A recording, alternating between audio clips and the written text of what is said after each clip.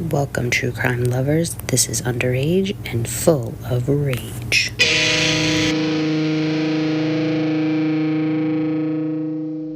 Welcome, everyone, to another episode of Underage and Full of Rage, the podcast where the convicted are minors and their crimes are anything but.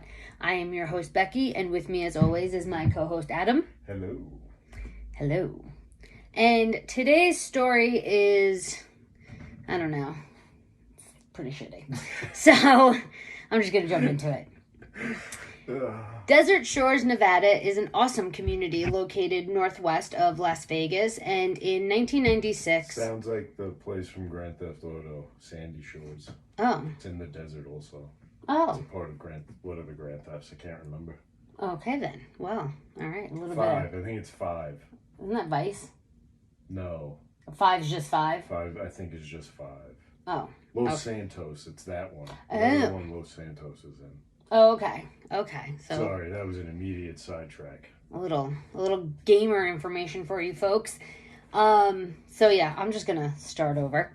Desert Shores, Nevada is an awesome community located northwest of Las Vegas, and in 1996, this idyllic place to live is where George, who's 50, and Alene, 48, Jenkins call home. George and Alene were a happily married couple who moved to the Desert Shore area with their 2 kids, 1 boy and 1 girl, back in 1993. Although their kids were not biologically theirs, they adopted 15-year-old Josh and 10-year-old Megan, both when they were babies. So biologically or not, George and Alene were the only, parents Josh and Megan have ever known. The Jenkins were a happy family, and it was said that George and Alene created a happy home life, and they pretty much doted on their 2 kids. So with adopted children, I would think one concern would be their genetics and where, exactly their makeup stems from, because there are a lot of disorders and behavioral tendencies that a person can be predisposed to. So understanding, the mental history of the child's biological family, in my mind, is important, and something I doubt was even, at the forefront of anyone's brains back in the 90s, because we know mental health back then was nothing what it is today. Well, the other stuff too, like the cancer and the fucking whatever other shit that runs in people's genes and all that stuff that you probably wouldn't know about until all of a sudden it's like, hey. Yeah. Just in general, like medical history. Yeah, totally. So whether Alene and George knew anything or not is unknown, but having an understanding of this may have helped better understand Josh's undesirable behaviors he started displaying as young as 5. It was reported that when Josh was 5 years old, he had to start receiving treatments for educational, behavioral, and mental health obstacles he was facing, and throughout the years, he would attend different schools to accommodate his issues, but unfortunately, none of them would turn out to be a good fit for the young boy. And according to several doctors, Josh's issues were more learning related rather than mental. So that is what the Jenkins focused on, until he hit 8th grade, and a psychologist finally observed his problems as more severe than his academics were suggesting. So this psychologist reported that Josh's behavior was odd, and that he spent a lot of time by himself, and he had claimed that he was talking to aliens. The psychologist also noted that he was exhibiting signs of schizophrenia. So when Josh's teenage years hit, he unfortunately began exhibiting scary mood swings in addition to the learning difficulties, and his mood swings became increasingly worse. He started to become significantly angrier, and his mood swings grew into these violent and threatening outbursts that, more often than not, led to George and Alene calling the cops because they were growing more and more afraid of their son. So, unfortunately, police intervention was becoming their only recourse whenever he flew into these rages. That is horrible. Yeah, it's sad because it's just sad. You just want to help and you just want to understand, but with stuff like that, there's just nothing you can do. Yeah, and you're just at a loss. And as Josh's behavior became harder to control, reports state that an incident had occurred where George was attacked by Josh. According to sources, when Josh was 14, he broke George's arm with a baseball bat, and this incident caused George to reach his breaking point, and he was now officially fearful of his son. At this point, George and Alene reached their threshold, but were at a complete loss on how to help Josh themselves. So in the summer of 1995, they decided that the answer for this growing problem would be to send Josh to a boarding school for troubled youths in the Los Angeles area. So the Vista Del Mar Child and Family Services is an establishment that offers a range of services to children and families, struggling with learning and behavioral issues. One of the services they provide is schooling specific to a child's needs that focuses on helping and treating not only the learning difficulties they may have, but also gives attention to the mental health and behavioral aspects that often accompany such learning disabilities. So in Josh's case, this school was to help him take control of his anger issues and, his mood swings while providing him the environment needed to succeed at his schooling, which... I don't know. I feel like in the 90s, that's pretty progressive. For the 90s, that's super out there. Right? Like 96? There was nothing like that in my school. No. Or, well, like, it wouldn't be in your school because it was a separate boarding school. But I feel like back in the 90s, it was... You know what I mean? Like, nothing like that existed that we ever heard of or knew about or anything like that. Yeah, it was like the alternative school for, like, the fuck-ups. Or it was... either a D-Gen or you were... Not a D-Gen. Yeah, or I was going to say, or it was like those nightmare send away, like camp boarding schools where kids were just like slaves and just, like, sexually abused and That's why I was just really, really surprised that when I looked up their website and stuff, because they're still obviously operating, I was just like, wow, they were like, I feel like very progressive for the 90s. That's really like impressive, right? Really out there, yeah. Maybe we're just... Unless we dumbasses. Just, like, bubbles, yeah. At the same time, we were super young. So this shit, I mean, if we were parents during the 90s, we could have obviously probably would have had better knowledge. But I feel like, well, like, as our age, like, I don't... I feel like I knew fuck-ups and D-Gens, but I never heard of anything like this, you know? Yeah, or, like, anybody threatening to get sent away. Yeah. Because I remember that was, like, the classic threaten, too. Like, send you to boarding school. Yeah, but, like, nothing like this, where they actually help people. Yeah. I thought it was just, like, more about abuse. Yeah. Beat you into submission. So, on a bad note, though, unfortunately, what was supposed to be a solution for their problematic son only actually ended up bringing on more tension, anger, and resentment from Josh, and it seemed to only escalate his rage. So let's fast forward to February of 1996. At this point, Josh has been in this school for about a year, and needless to say, his anger and resentment has not let up. However, maybe unknowingly to Alene and George, or maybe out of desperation to reunite with their son, the couple, along with their daughter Megan, decided to invite Josh to his grandparents' house for the weekend. Josh's grandparents, Bill and Evelyn Grossman, 78 and 74, lived in a nice gated community in Vista, California, which is roughly 40 miles from the San Diego area. And Evelyn recently had gotten news that she had, breast cancer. So in a sign of support, Alene, George, and Megan went to California to visit with the Grossmans. And since they were close to, where Josh was, they thought perfect time for him to be with the family.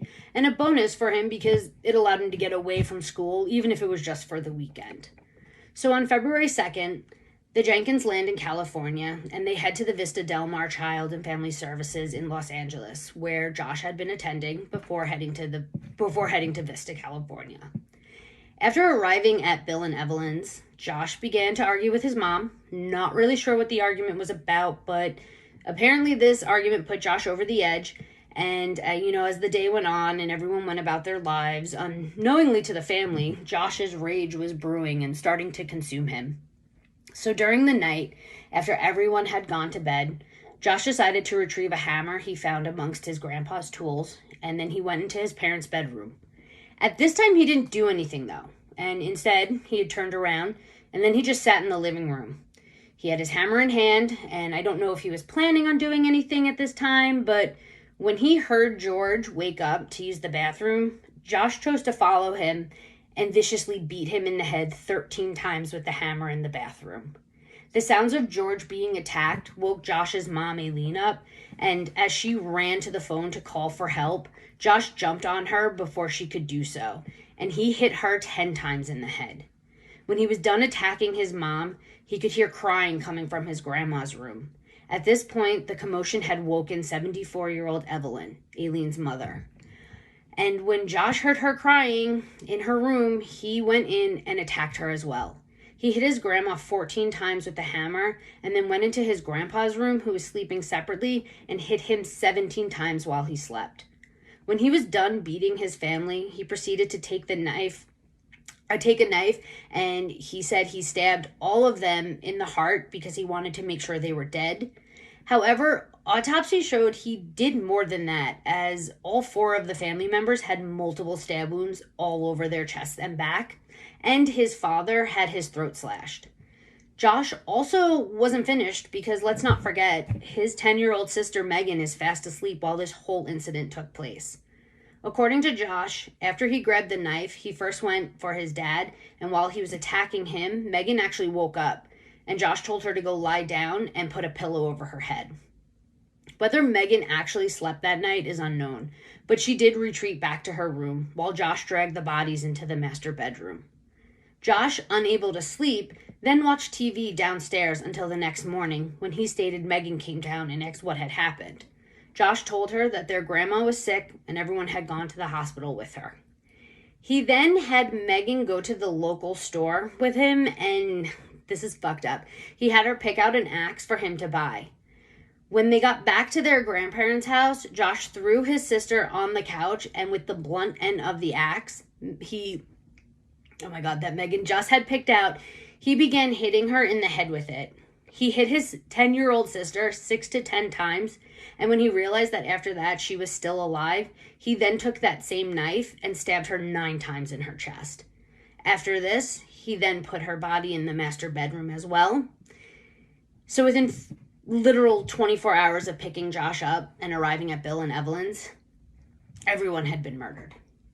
That is fucking insane.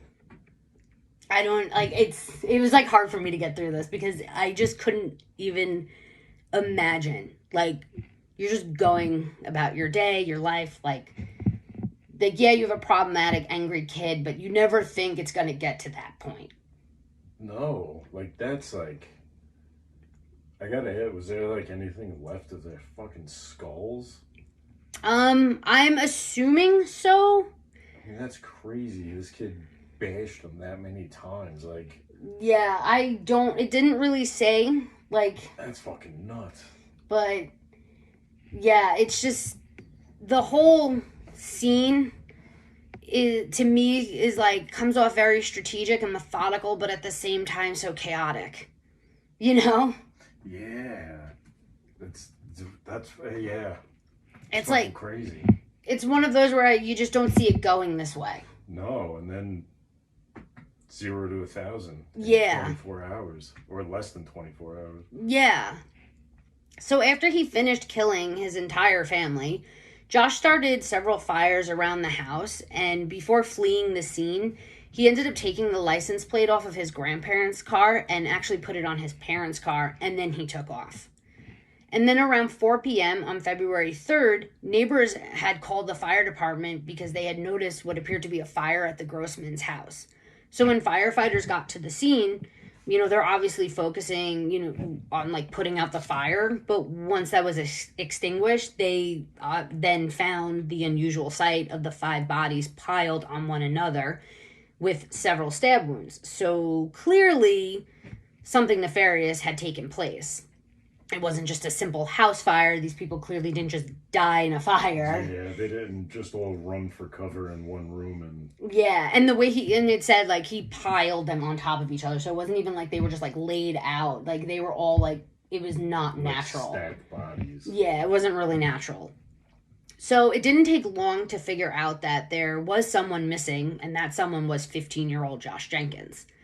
Upon discovering this, the police immediately released a description of him to the media, and on February 4th, Josh was recognized by the clerk working at an AM/PM mini-mart in Vista, and shortly after this, he was arrested and booked on 5 counts of murder. During his interrogation, investigators said he was verbally abusive to them and fully denied being involved, but quickly changed his tune and just confessed to them, what had happened and why. He calmly recounted how he was angry about being sent away, so he murdered them as revenge. Okay.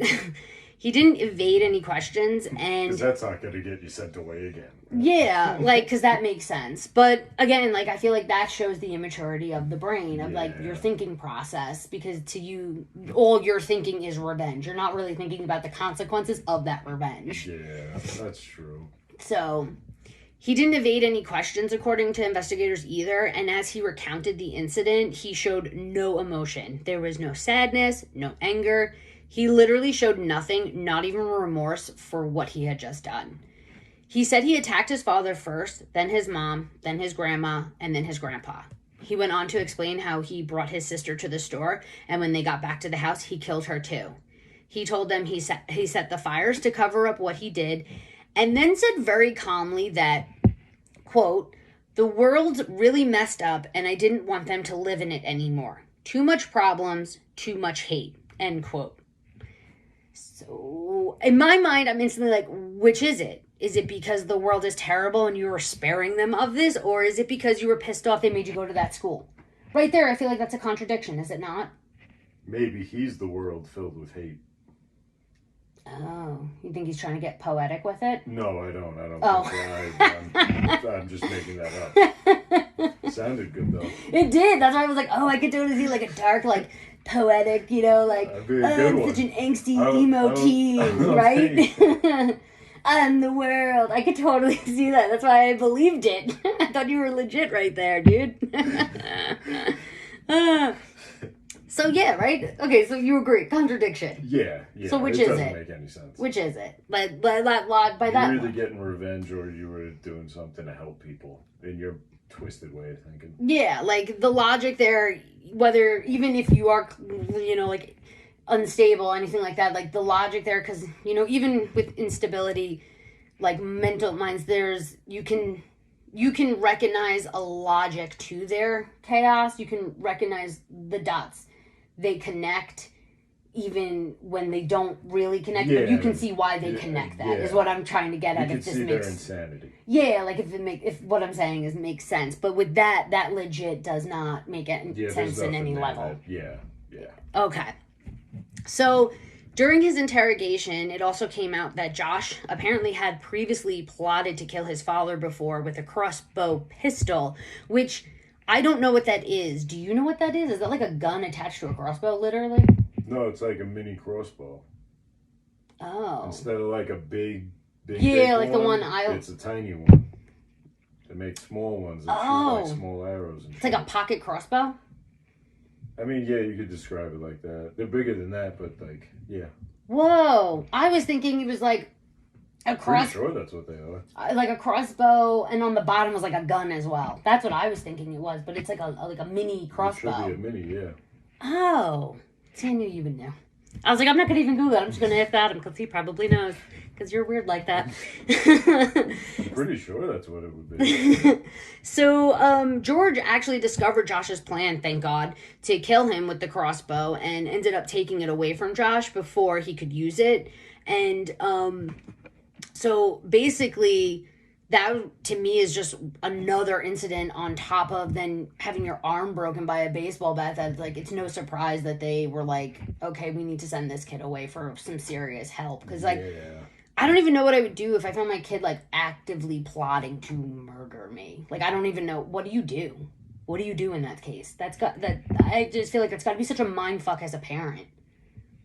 I feel like I don't know, because it's got to be one of those. This isn't real. This isn't really happened. Like, yeah, I wouldn't be able to wrap my head around something like that. Do you think you would downplay it into like normal teenage angst? Because I don't think I could. Because I feel like I think I could do that, but I think I would have a hard time being like, this motherfucker's crazy. He wants to kill me. You know what I mean? Like believing. Believing it would take me forever, and then it would be like, this motherfucker wants to kill me. Yeah, like understanding the severity of it. Like you wanna kind of ignore the severity of it because you don't want to believe that it's true. Yeah. I see what you're saying. Okay. So considering the scene of the crime was in California, but the murderer, I should say, was from Nevada, a search was conducted of the Jenkins home as well, and what the cops found there was an empty box for a crossbow pistol, a diary, a book, photographs, film that was undeveloped, and footage of the parents' bedroom and living room at the home. There was also several documents taken, which some were considered miscellaneous, but others the cops said they felt revealed Josh's desire to kill his parents, so they took them as evidence as well. And then all this evidence was then handed over to the San Diego police, and it was added to the evidence collected from the grandparents' condo, which consisted of an axe, 2 claw hammers, a buck knife, which was found in between some couch cushions in an upstairs bedroom, and then bloody clothes. So, in the end, Josh was charged with 5 counts of murder and 1 count of arson. That sounds like shit you would find in, like, a serial killer's trunk. Yes. Yes. I agree. Like that list you just read, that sounds like some shit you would have heard about fucking, I don't know, like Kemper Heaven or something like that. I was gonna say, like, when the cop pulled Bundy over and was found in his bug. Yeah. It was like, it's like Dennis Ryan, my tools! Yeah, totally.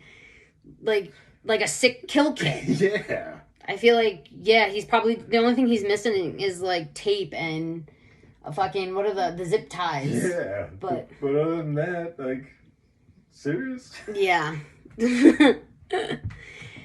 So even though Josh did confess, he pleaded not guilty due to reasons of insanity. His trial was set for April, and on the night before his trial, he was set to begin, oh my God. Okay. His trial was set for April, and on the night before his trial was set to begin, he decided to change his plea to guilty, and apparently he decided this after he had found out the prosecutors decided to charge him as an adult. And although, like, the psychiatrist deemed him as being mentally unfit and potentially schizophrenic, the psychiatrist determined that he was not considered legally insane at the time of the murders. It was also reported that Josh had once asked a counselor, quote, if slashing someone's neck would be the easiest way to kill, end quote, which to me does not say, you know, quote unquote insane. This says methodical. Ed Kemper would not agree with you. Yes, that is definitely methodical. That's not the thought process of a crazy person. Right? Because in my mind, an insane person doesn't look for a convenient way of killing someone. They just kill someone. I feel like you're looking to be efficient. Yeah. That's strategic. Yeah. That's thoughtful. It's the easiest way I could do this. I'm crazy. Yeah, like that's not... That don't work. There's, again, chaos. I'm doing this to help you, or the world's filled with shit. Yeah. It's, again, like a contradiction. He's like a walking contradiction in a sense. Because, again, like, if you go back to when, in 8th grade, when that psychologist was like, definitely demonstrates, you know, like, odd behavior, and if he spends a lot of time by himself, like, I don't know, like, I don't know, back in the 90s, antisocial behavior was as much of a thing as it is now. Like, obviously now that would be deemed antisocial behavior and all of that, but there's still, like, you can still demonstrate, like, the, you know, that level of, like, antisocial behavior, but be completely coherent in your thought process, if that makes sense. I don't know. I feel like... I think I get it. Okay. So, when you look at certain facts of this case, to me, it's definitely obvious he was not insane by legal definition. Considering he had previously planned an attack that was thwarted, and although this time it is unclear how long he may have really thought about attacking them, he did have time to plot. Sitting in the living room with the hammer and a knife shows some type of contemplating or potentially, you know, talking himself into it. Again, I'm just saying this as my opinion. Or maybe trying to talk himself out. That too. At any time, though, like, this is where I'm at. Like, at any time, he could have just gone to bed. So, I feel like that shows there's some type of premeditation there. Yeah. Like, you could have just... It wasn't a spur of the moment. It wasn't... I mean, maybe in the moment of seeing your dad, it became like an... You know, but... Because again, who knows? He could have been planning this attack since the moment his parents told him they were going to pick him up for the week. You know, it could have been decided after him and his mom argued. He could have been like, you know what, fuck it, I'm doing it tonight. Yeah, that could have been at any point in time. You know, and again, like, seeing his father, you could say maybe in that moment, it was a in the moment type of thing, but I don't know. To me, sitting with the weapons shows that it wasn't necessarily a heat of the moment type situation. It shows more to me like there was thought process there. There was time that you chose to go through with it, which in a sense is premeditated. It's not like you got angry, because like if you and your mom are arguing in the kitchen and you happen to just grab a knife and stab her, that's different. That's in the moment. But when you're literally sitting for I don't even know how long, just waiting in the dark, that's crazy. That's methodical. That's thought out. That's in a sense premeditated. Yeah. So you can't. I don't know. I feel like you can't claim that you were insane. I could be wrong. I don't know. I mean, you could always make the claim. It doesn't mean it's true. That's true. That's true. So during the trial, Josh's lawyer made claims that Josh's biological family also suffered from mental disorders. I could not find anything to verify this, so I'm not entirely sure how truthful this is, but I completely understand the lawyer's approach regardless. His lawyer also claimed that Josh's mental illness progressed through the years and eventually turned into him hearing voices and experiencing persistent intrusive thoughts of either killing himself or his family. Again, do not know how truthful this is, but the way this comes off to me is the lawyer knows they don't really have a defense since Josh confessed, and you know, since he was already deemed not insane, he's basically just trying to present an instability in Josh's mental state to reduce the amount of accountability the jury should hold Josh to for the crimes. Which I get. Get him some leniency. Yeah, I mean, a defense lawyer has to do what they have to do, you know, to either get the defendant off or to get a lesser sentence. So I totally get the... Literally, you're on the job. Yeah, I get that. But...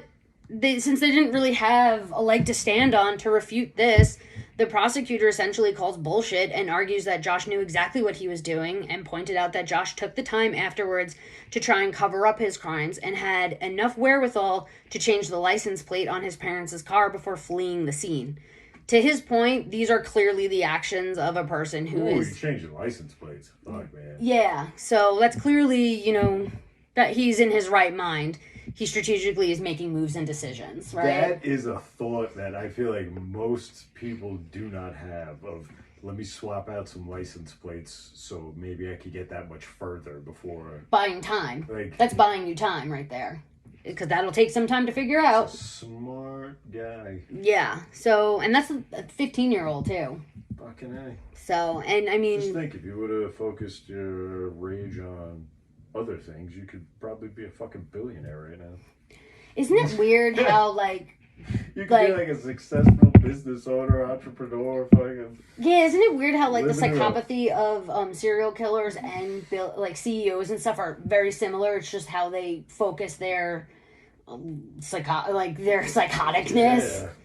Like, their cutthroatness and their ruthlessness and emotionalness, like, no empathy and all of that, but... how you could take it so drastically different. It's frightening. It's crazy. It's so frightening. It's so true. So when all is said and done, Josh was convicted and sentenced to 112 years.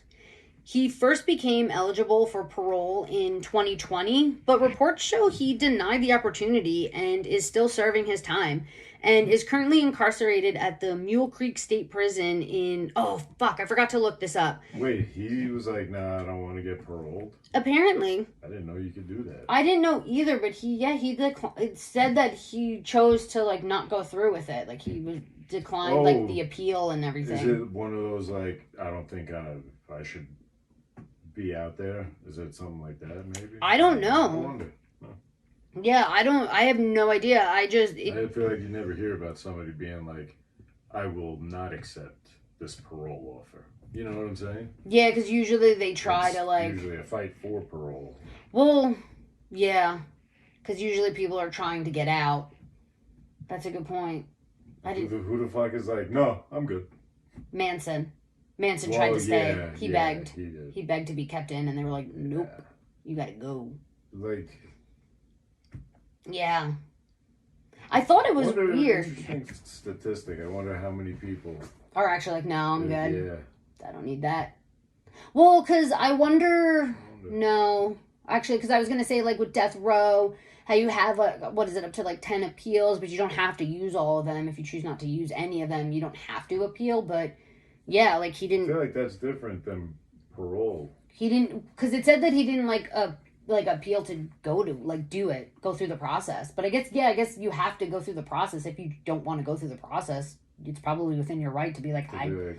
Yeah, because you have to go sit in front of a board. You have a speech. You got to plead your case. You probably have paperwork. Fucking 9 million pages of paperwork because it's government shit. Red tape, all that, So maybe he was just like, no, I don't care. I'm good. I'm content. I mean, he was sentenced to, 112 years? Yeah. And, I mean, some people thrive in prison. Yeah. So maybe he's content. I don't know. I have no idea. Yeah, pretty crazy. So, he's currently incarcerated at the Mule Creek State Prison. And as I was about to say, I wanted to double check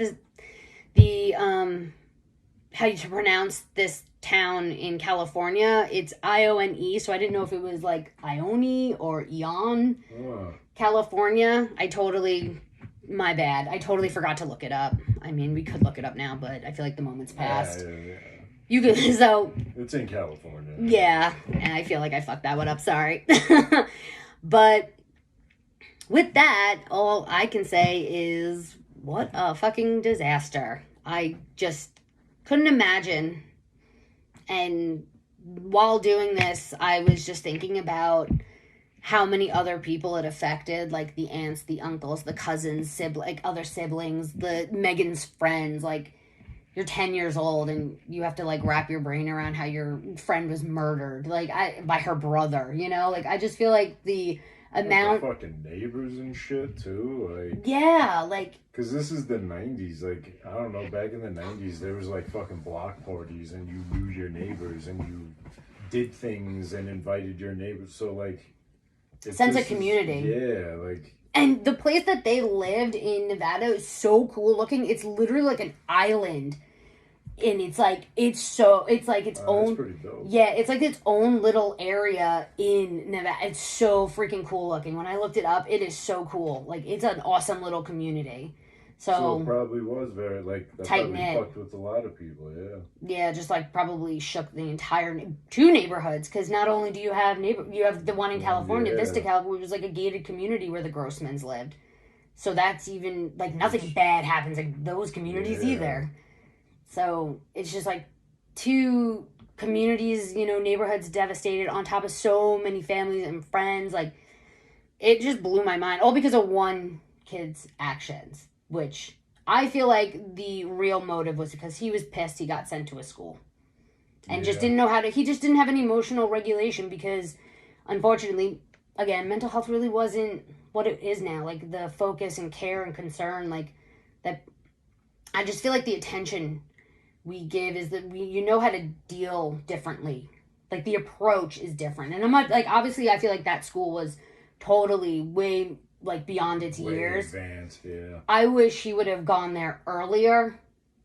Because I feel like by the age he went there, it might have, unfortunately for the Jenkins, may have been too late in, I gotcha. Because I feel like he was already at a 10. He might have, yeah. But if they could have, if he could have maybe, if they knew about it sooner and if they could have got him in when he was, say, 7, maybe there was more hope for helping him further along. That hurt. I just smashed my elbow. Sounded like it did not feel good. That fucking hurt. I wonder if anybody heard that. You probably heard it through the microphone. Alrighty. So, with that was the tragic case of the Jenkins family. And you know the deal. Before we go... Adam, please lift our spirits and deliver us our shithead of the week. It's not really a spirit lifter. Oh, how wonderful. Just what we need. Well, I mean, it's a 57-year-old named Allison from the incredible state of Florida. Again. It's not I'm not trying. It just happens. That it's always Florida? Yeah. Well, I mean, I think they're aware impressive of it. I feel like they lean into it. Goes down in Florida. It's impressive. I feel like they know. Like they're not trying to pretend to be something that they're not. Yeah. Like, don't they have their own, like, isn't, like, Florida Man, like, a meme? Don't they have, like, their own, like, thing? I have no idea. I feel like I've worked with people from Florida and they've said that. Crazy cool mud fests and stuff. I've always wanted to go to one of those. Those are fun as hell. Those look really fun. Huh. But anyway. Like, well, they're not all... We're not saying Florida is bad. It's just, like... Well, no, yeah. The people just do some weird... They're all just... I think it's the sun. I think it's the sun. I think crazy it shit. Fries their brains. It's and the meth. I'm kidding. So, anyways, this is from Orlando, right? And this woman was trying to fly from Orlando to Bogota. It turns out, I think it was either Homeland or Border Patrol said that this woman was trying to fly from Orlando to Bogota and then to Ecuador, I think it was. Is this a dumb question? I'm really bad at geography. Where's Bogota? Colombia. Oh, okay. So she's trying to fly international. Oh, okay. So she gets to the airport. She tries to check in with her 9-year-old Schnauzer, miniature Schnauzer.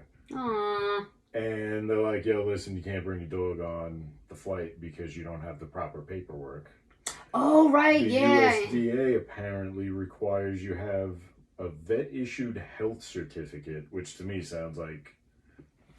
I would think it's just verifying all their shots and stuff to make sure that you're not, like it doesn't have worms or, diseased. You gotta have this certificate and then a rabies vaccine card or a vaccine certificate. That makes sense. Right? She didn't have any of this stuff. Shouldn't you have known that, though? Well, here's what's interesting. She didn't have that stuff. She did have a rabies shots tag on the dog. The dog had one of these rabies tags. Okay. Anyways, so they tell her she can't bring the dog on board. She disappears for a little bit.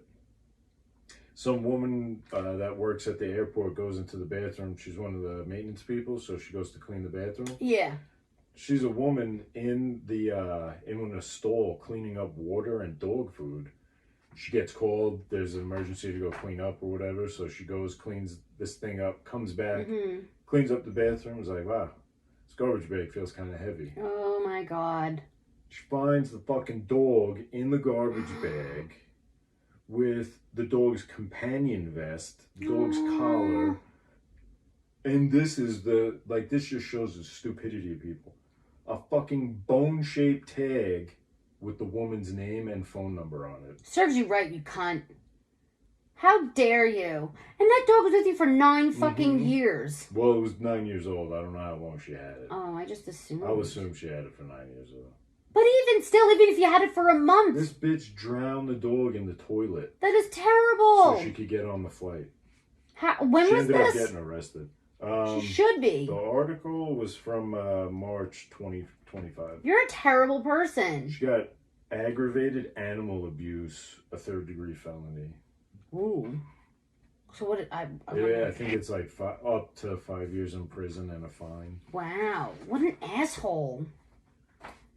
Like it's the dog's fault. You didn't do your research to know that, and you're traveling with an animal internationally. Of course, you should be responsible. You're traveling with an animal. Period. Look into what you need to travel with an animal. What do you think you can just put it on your fucking lap and go? What an asshole!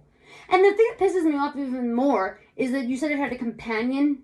Yeah. So you're sitting there claiming that's your it's a service dog. That it's a service dog, but clearly it's not, because clearly you have no problem getting on the fucking flight without it. You dick. You also clearly have no problem shoving its head in a fucking toilet. What a dick! Oh my God, that poor puppy.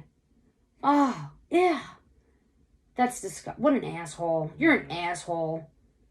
Just to get on a fucking flight.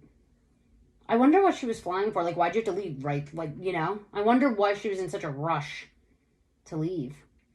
Well, I don't think she was in a rush to leave. Well, because you're clearly more concerned with catching a flight than you are... You know, you go to a fucking airport, all the bullshit you got to deal with. By the time you get to, you got to show up 2 hours fucking early to get to, you know what I mean? So, right, I'm not saying like a rush to leave. Like, I'm saying like, why was getting on that flight so important? Like, why couldn't she have just like called someone and been like, yo, whatever. I'm screwed. Like, fuck, I didn't realize I didn't have the right paperwork. And then you obviously have to cancel your flight, call the airlines, figure it out. Yeah. Or you say, I can't travel with my dog, and you reschedule your flight and you get boarding accommodations for your fucking dog. Or you just leave the fucking dog somewhere in the airport where a bunch of people will find it. Oh, and help it. You're right. I didn't even think of that point. Like, if you're a fucking dog if you're going to kill it, then just abandon it. 10 million people in an airport that will take that fucking puppy. Yeah, you're so yeah, that's so right. Like, if you're going to kill it, then just leave it, then abandon it in a place where people will take it. Wow. People are such scum. Yeah. That is disgusting. See, that was a piece of shit. Yeah, that is a shithead. You are a shithead of the week. What was it? Allison? Allison. Okay. So on that note, thank you for listening. And until next week, make your dash count and don't be a douche. Have a good one. See ya.